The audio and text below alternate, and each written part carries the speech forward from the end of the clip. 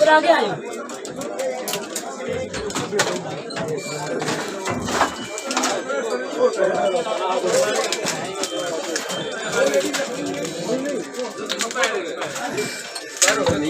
दो बंदे दोनों औरत हैं।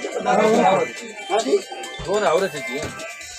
खाना खाना भाई बारे वाली चीज में कुछ सामान के ये शुरू तरह से जगह से और एक बंदा ने बंदा नहीं होगा बाकी सारे जख्मी हो गए।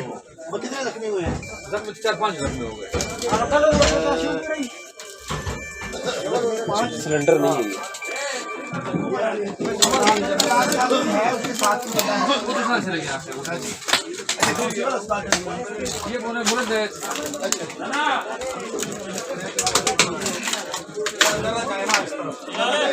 टाइम से आ रहा ना। हाँ भाई